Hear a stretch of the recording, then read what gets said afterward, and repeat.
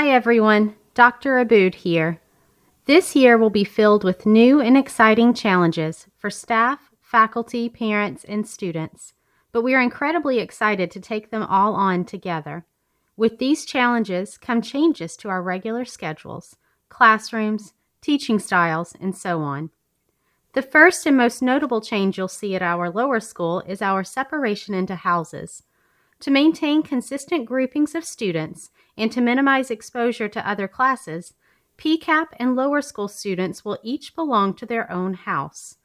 On the screen, you'll see how our lower school building will be divided into the following areas: PCAP, primary, elementary, junior high, and our public sector. When we all return to campus, you'll see signage that clarifies which house you'll be entering. Also, you'll see signage on the floor, directing students which way to fly throughout the building. Above our sanitation stations, reminding students to cover their beak, wash their wings, and remain socially distant from one another. And lastly, you'll be met by signage at our exterior doors, reminding all of us to love our neighbor by not entering the building unless we're healthy. We've also made a few changes inside the classroom. Student desks will be spaced 6 feet apart as recommended by the governor, and each grade level has either been divided into 3 separate homerooms or 2 homerooms plus a third flex space, because we all benefit from a little more space. We have even expanded our PCAP house to include more space for dramatic play and an art studio. And let's not forget the technology. In each classroom, you'll also see some exciting new technology that will help us meet the needs of on- and off-site students. You'll see 2 monitors, a document camera, and a writing tablet that each teacher can use for daily instruction.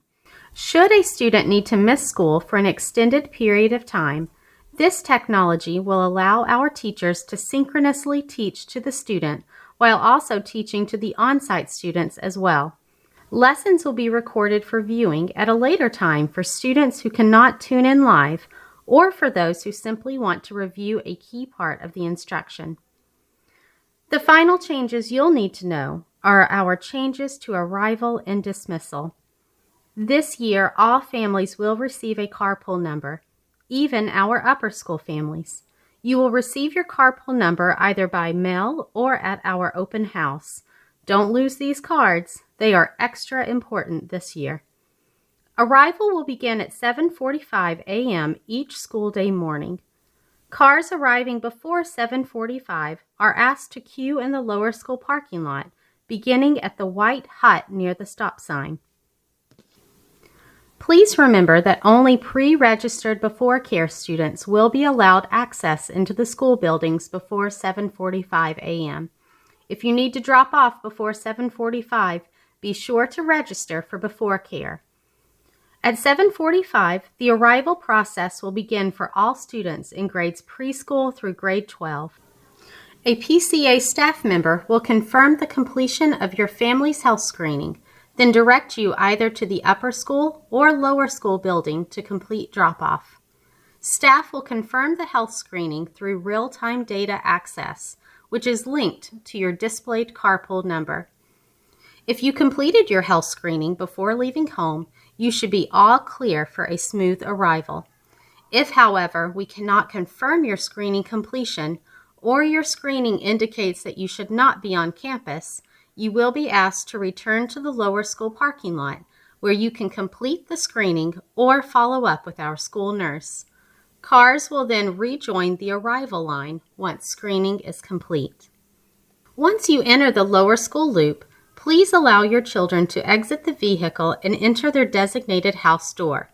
Masks on, of course. There will be a door greeter at each house, junior high, primary, elementary, and PCAP, ready to welcome each student. PCAP families will need to pull up to the house door, briefly park, and walk their children to the entrance. This change protects our staff from the added exposure of reaching into many cars to unbuckle car seats every day. Though arrival does have its changes, dismissal is nearly the same as in years past. Dismissal begins at 3 p.m. for preschool through grade 5. Cars are asked to queue in the same spot as arrival, with carpool numbers visible. Once your carpool number is called, proceed down Seabourn Drive and pick up your children directly outside each house door. Junior high and upper school students will dismiss at 3:20.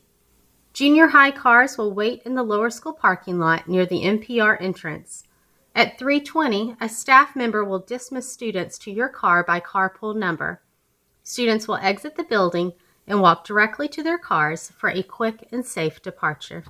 As with Before Care, Aftercare is now a pre-registered service, so be sure to register for your Aftercare needs for Q1 now. The changes shared in this video are ways we are positively and safely preparing for your return to campus. We are making sure our school continues to be a unique and thriving community, and we can't wait to see you soon.